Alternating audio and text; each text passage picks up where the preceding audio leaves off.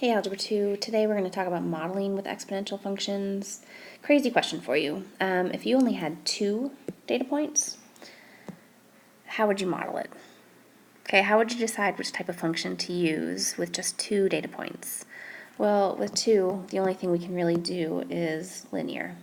Okay, that's 2 data points can be modeled using a linear equation really easily. We could squeeze a quadratic out of it, or a sinusoidal, or an exponential, but you really don't know. You have to have additional information to know something about the real world situation and make a decision about which one would be modeled, or which one would model it the best. Okay? So let's look at this. So we're going to try to figure out how to find a linear and exponential model given 2 data points. So here we have the following table contains U.S. population data for the 2 most recent census years, 2000 and 2010. They only do it every 10 years, so the next one will be in 2020. Steve thinks the data should be modeled by a linear function. What is the average rate of change in population per year according to this data? Well, if you remember, average rate of change is change in y over change in x. So we would have 308.7 minus 281, yikes, 0.4 over 2010 minus 2000. That, if we do a little math, gives us 2.73, and that's in millions. Million people per year. Write a formula for a linear function L to estimate the population t years since the year 2000. So linear function L. So L, a function of t, would be my slope, which I just calculated. I don't know why I wrote a 3.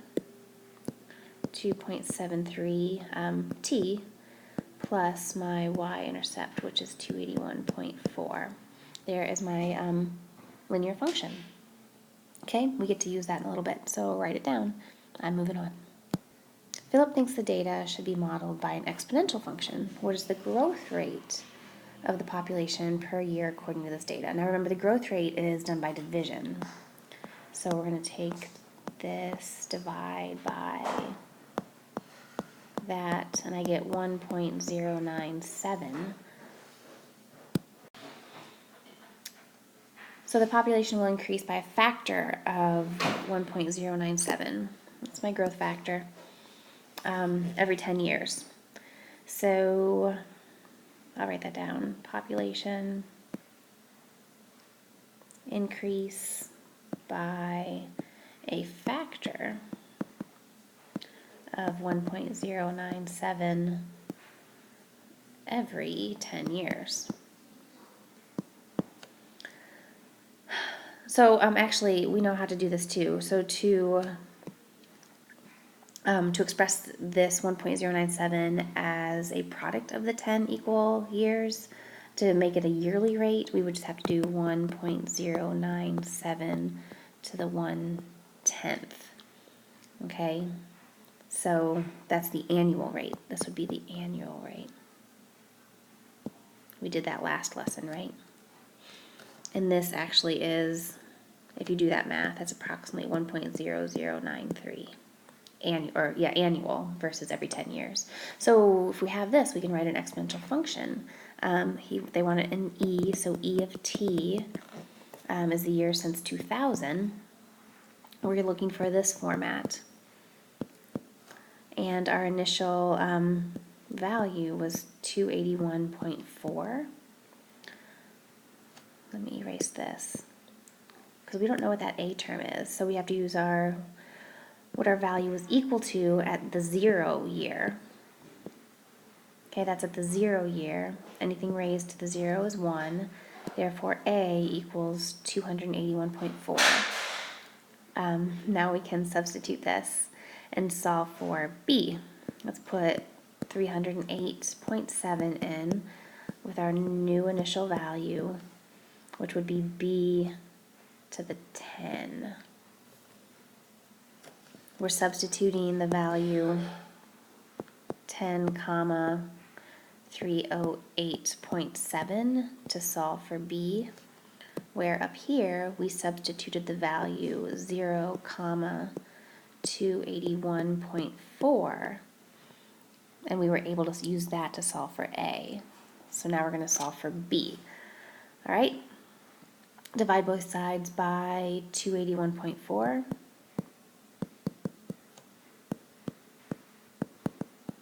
And we get 1.097 equals b to the 10th, log of both sides. Or actually, yeah, I can do the 10th root, so never mind the log. It's sort of fun.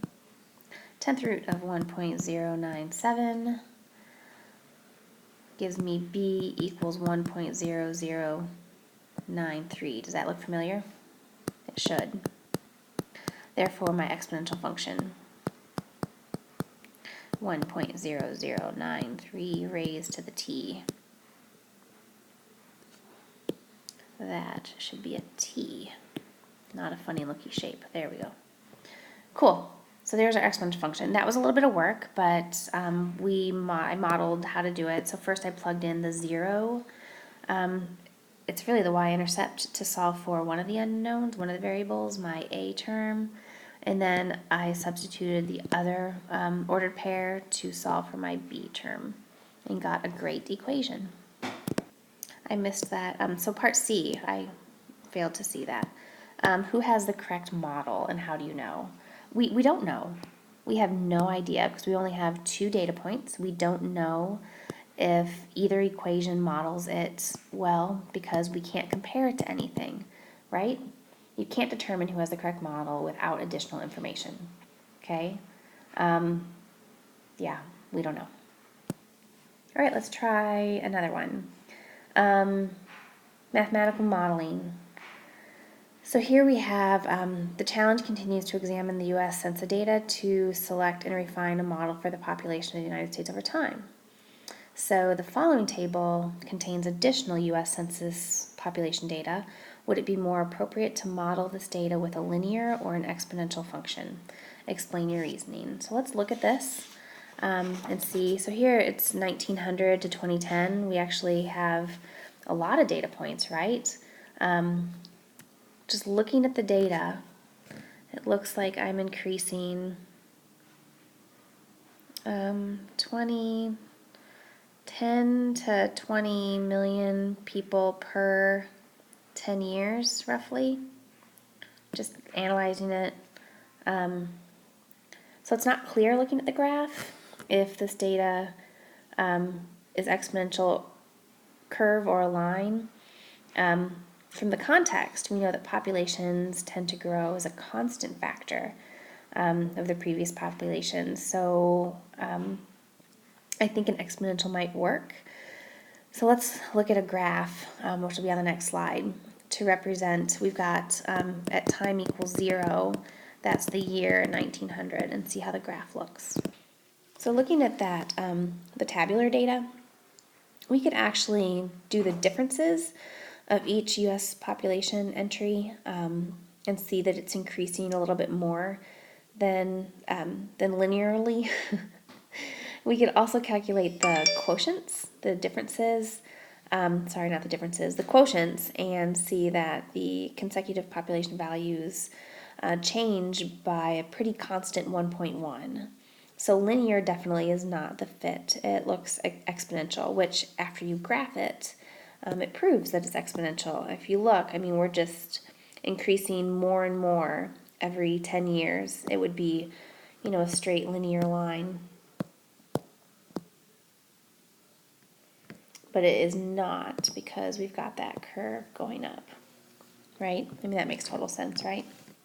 So using a calculator's regression capability, you find the function f that models the U.S. Census Bureau data. If you don't remember how to do this, I'm going to ask that you ask me in class. I know class can be a little busy, but I don't want to take time out to reteach it since we've done it in the past. You have to do the stat, edit, enter the data, and then the calculation, the exponential regression to do that. And we actually reviewed that, I think, in lesson 23 too. So my calculator spit out this equation.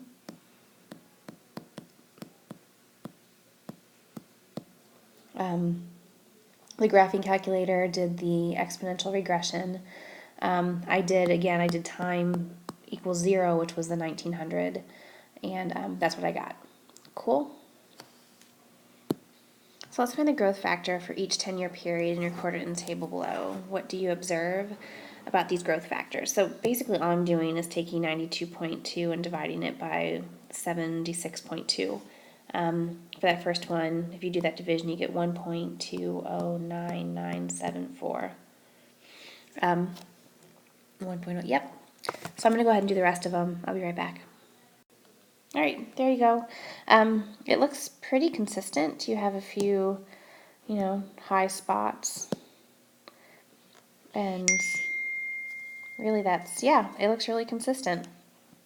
We'll say the growth factor is, about 1.1 for all the data that you see. Pretty cool.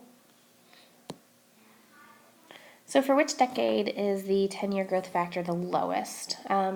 Looking at that, I see that it's 1940, 1930. The 10-year, if we look at 1930 to 40, that's the Great Depression, right? I got 1.07, and that makes sense. Families aren't going to grow when it was really hard to feed the families since there were so many people out of work. And it was difficult to make a living. Find an average 10-year growth factor for the population data in the table. What does that number represent? Use the average growth factor to find an exponential function g that can model this data. So if you add up all of those values and divide by how many you have, 1.136 is the average 10-year growth factor. Okay, that means if you remember back when we first learned about exponential functions, we would have a times our rate to a certain time, to an n, to a whatever. This right here is our average 10-year growth factor that we're talking about. So I really have 1 plus 0.136, which means I'm at 13.6% population increase.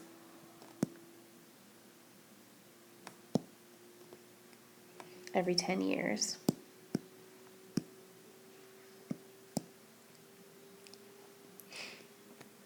So if we look at our initial function,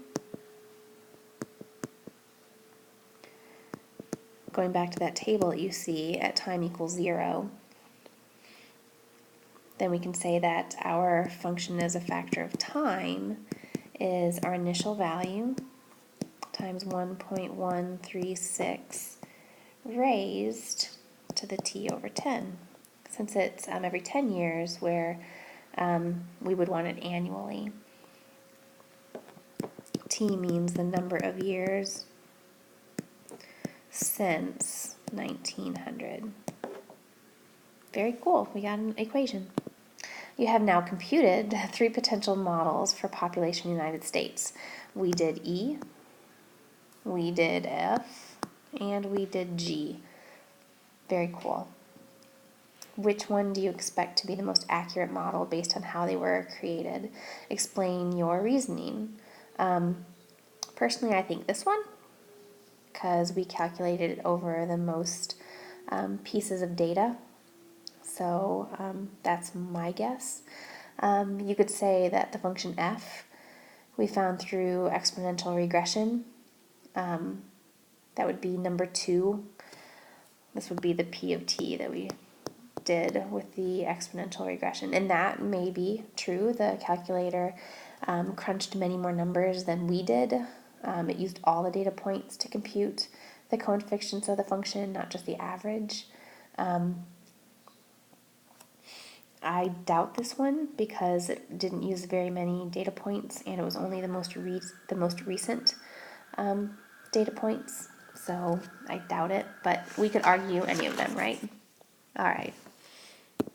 Okay, I skipped number 7. So summarize the 3 formulas for exponential models that you have found so far.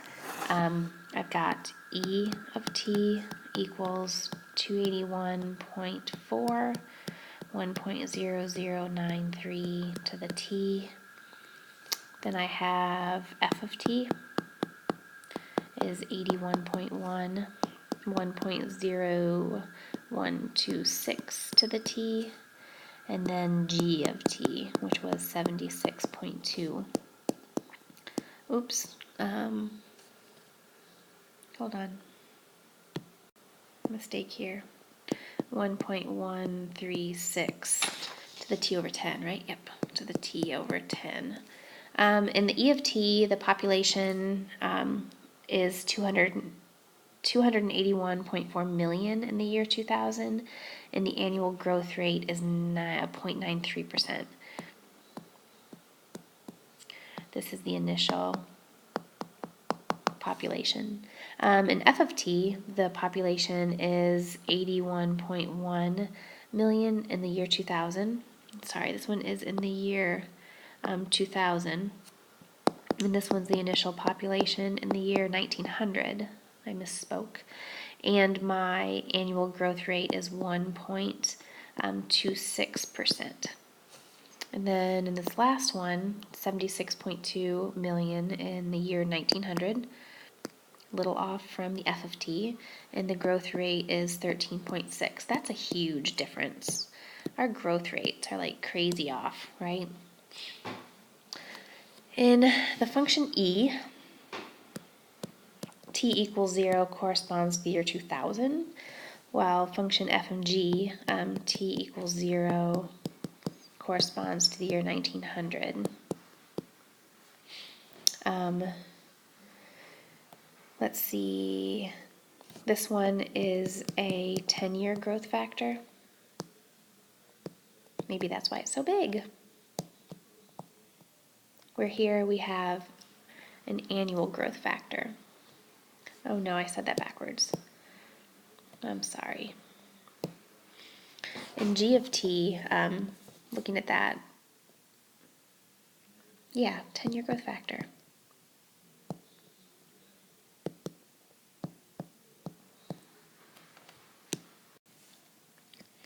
Here we have an annual growth factor.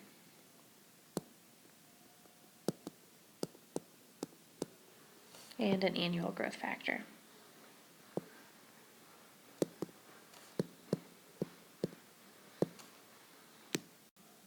Pretty cool. Let's see what we can do with this. So let's rewrite functions e, f, and g as needed in terms of an annual growth rate. So g of t, 76.2, 1.136 to the 1/10th to the t. Crunch that number, and I get 76.2, 1.0128 to the t. So here I have a growth factor of 1.28%. It matches the other two much better now, correct? Transform the functions as needed so that the time t equals 0 represents the same year in functions e, f, and g. Then compare the values of the initial populations and annual growth rates indicated by each function. In function e, time equals 0 was 2000. In functions f and g, time equals 0 was 1900. So we need to translate the function e horizontally to the right by 100 years. Translate, because if you remember that graph horizontally, if you remember that graph a few slides ago, our x-axis was the years. So we're going to translate our function e horizontally to the right by 100 years.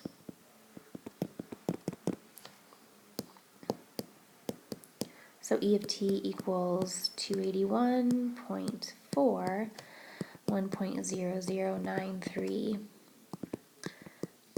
t minus 100. Okay, that right there is a horizontal translation to the right. 100 years. Simplify this a little bit.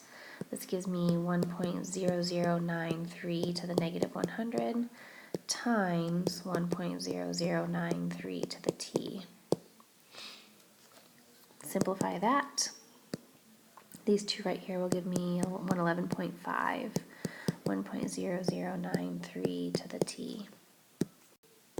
So now I have three functions. Let's get them all in the same place again.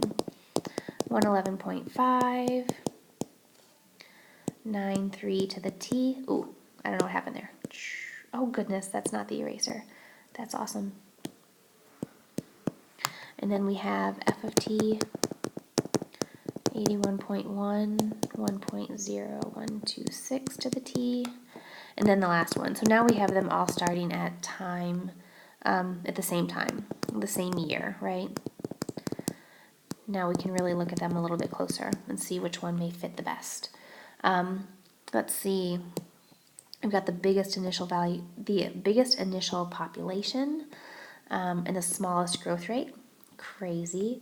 And then I have the smallest initial population and the largest growth rate. Huh. Dun dun dun dun. All right. Which of the three functions is the best model? I'm going to graph them and see which one is best, because then we can just look at the graph and see which one works the best. Hold on. So if I graph all three functions together with the data, we see that the function f, the green one right there that you can sort of see, it looks like it lands on more of the dots than the blue or the red. So I'm graphing all the functions and the data, which you can do in your calculator really easily, especially since you inputted all those numbers to come up with your exponential regression. We see that the function f appears to be the closest, right?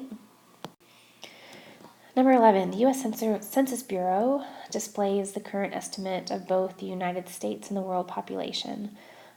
What is today's current estimated population in the U.S.? Let's see, I grabbed this data, I think Thursday, so about April 6th. Because it was clicking, like as I was looking at it, it was increasing and increasing and increasing.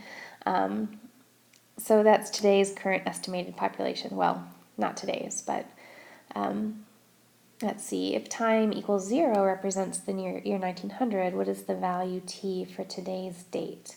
Give your answer in 2 decimal places.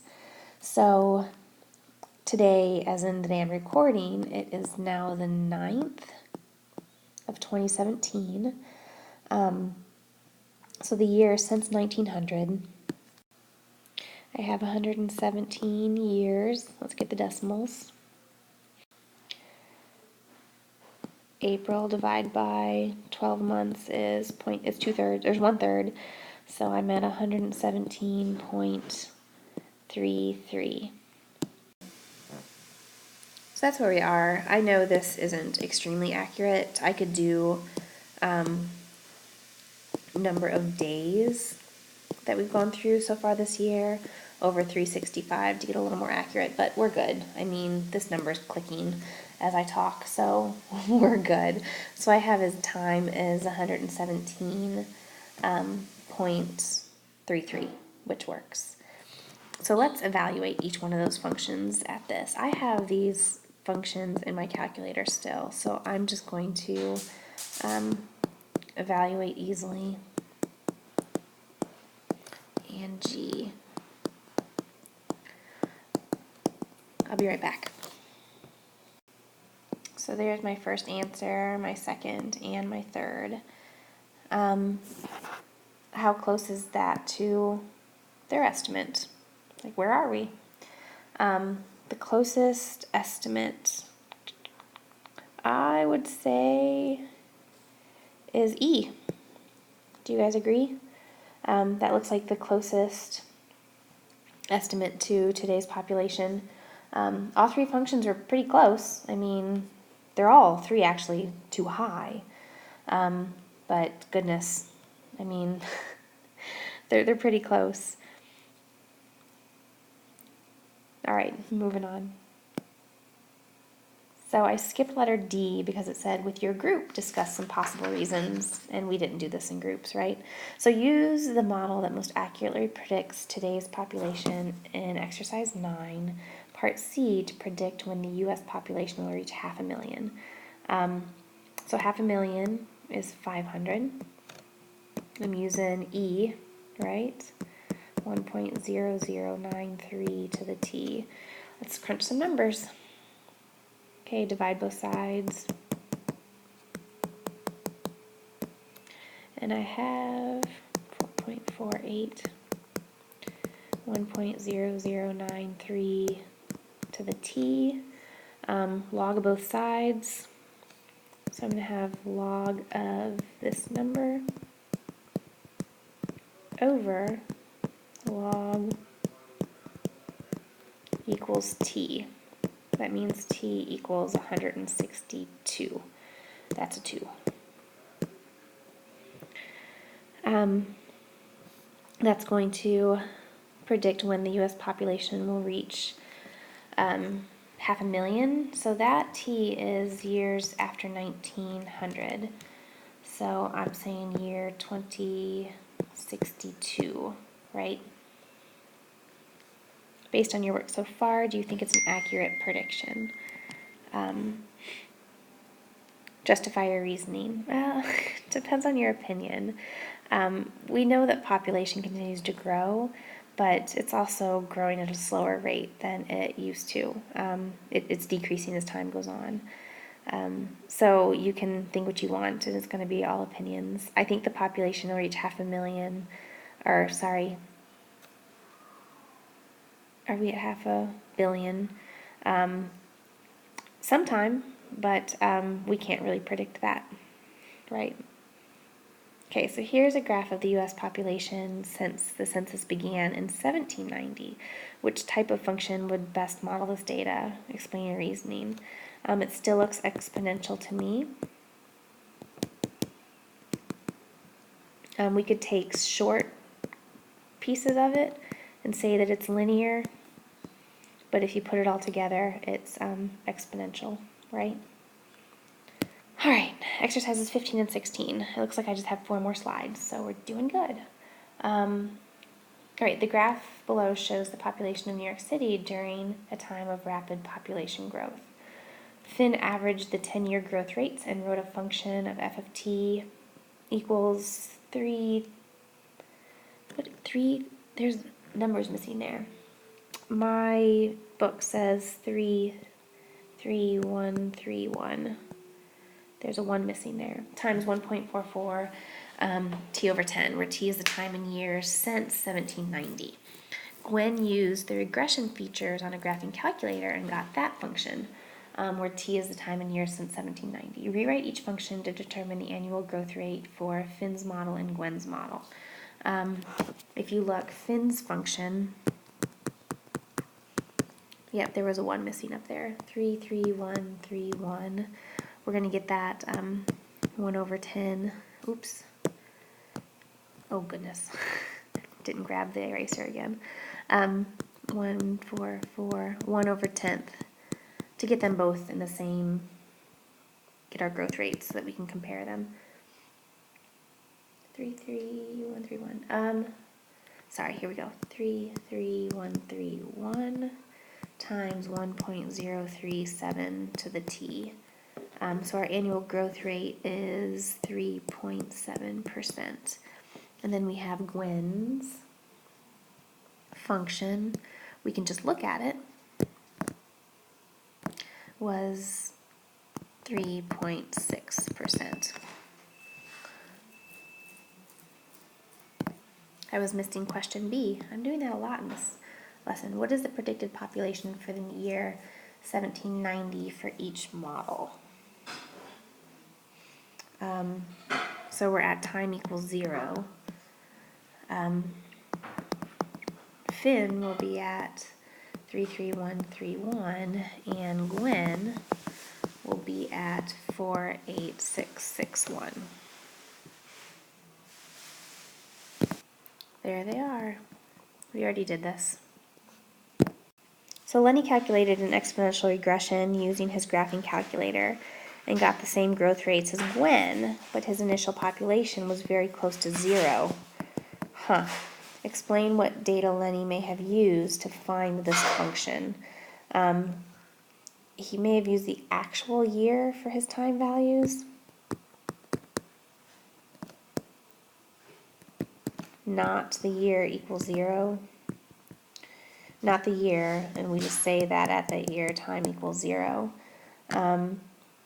Lenny may have said that time equals 1790, which doesn't work, right? So we could translate Gwen's equation. Let me get rid of some. Oh, I can't. We can translate her equation 17 by 1790 and compare equations. Let's do that. I need a new slide. Okay, Gwen's equation, her original equation, 48661, 1.036. And to translate it, we just do t minus 1790, right? Let's do some math. 1.036 to the negative 1790 times 1.036 to the t. Multiply this right here, and we get 1.56 times 10 to the negative 22nd. Super small number. So we can say that's close to 0, right? When does Gwen's function predict the population will reach 1 million? Let's look at it. So I'm going to set that equal to 1, 2, 3, 4, 5, 6.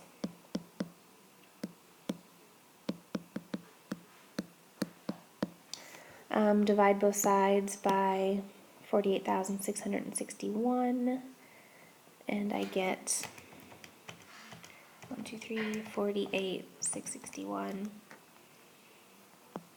20.550.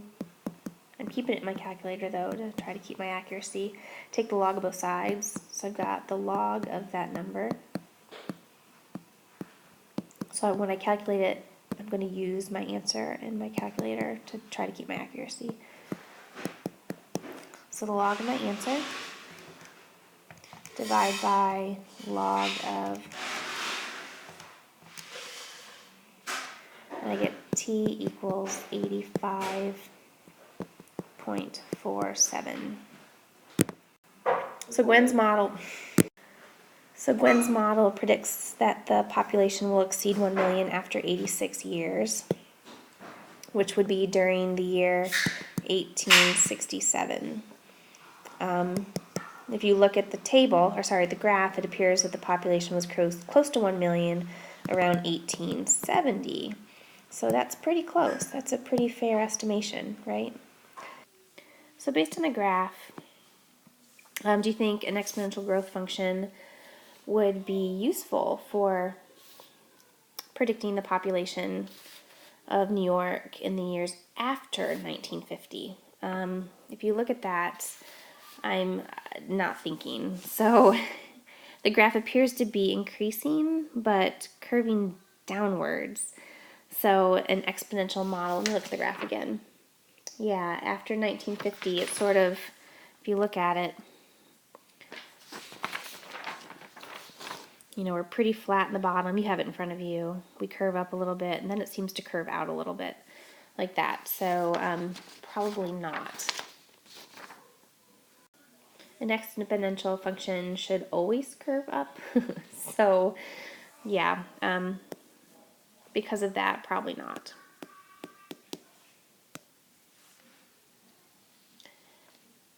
So suppose each function below represents the population of a different U.S. city since the year 1900. Complete the table below. Use the properties of exponents to rewrite expressions as needed to help support your answers. So T is the year since 1900. The population in the year 1900 will always get rid of anything with raised to an exponent. I can't cross those off or we won't be able to see them for the rest of it. So if you look at the first blank, population in the year 1900 would be 3,000. Here it would be anything raised to the 0 is 1. T times 0.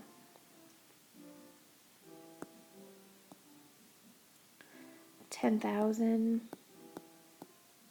and 900. Annual growth decay rate, you have to look at it. Here, I'm going to go down here and show you. Raise this to 1/5 to the t so you can find it. That gives you 1.019. So you're at a 1.9% growth rate. Okay, here you have to square it. It'd be 1.225 times 1.5 squared to the t. So here I have 125% growth rate. This one tells us 1% decay. So these are all plus. I'm just going to say this one's a minus. So that's my decay. And here we have a 2% growth, right? So predicted in the year 2000, go ahead and plug in your time. That would be 100 years. Nope.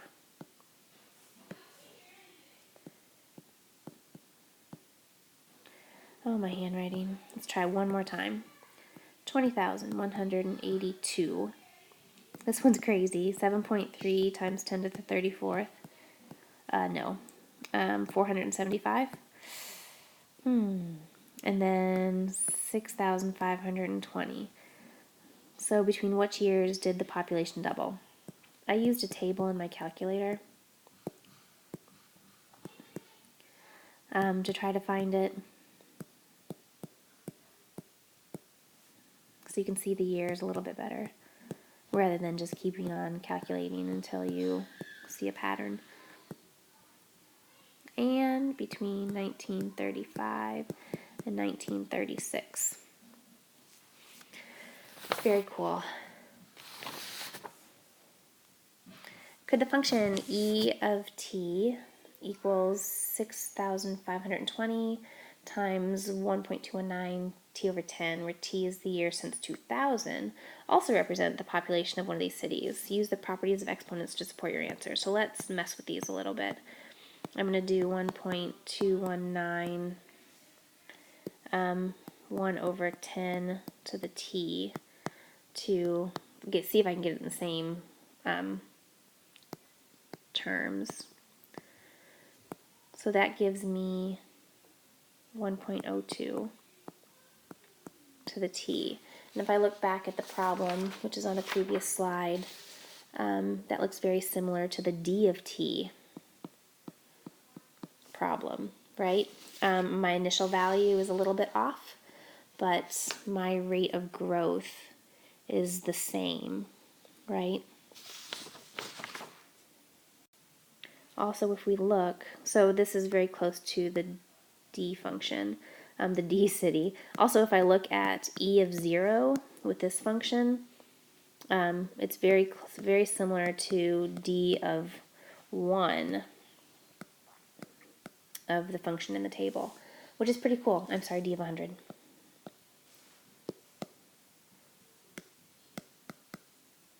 Which is the function in the table. Pretty cool. So the point of reference in time is 100 years apart. Which cities are growing in size and which are decreasing according to the models? The growing ones were A, B, and D, and the decreasing one was C. And which of these functions might realistically represent city population growth over an extended period of time? Let's see. 50% growth rate is not sustainable. Not sustainable. and that's what function b shows. The other function, so b seems not sustainable. The other functions are possible.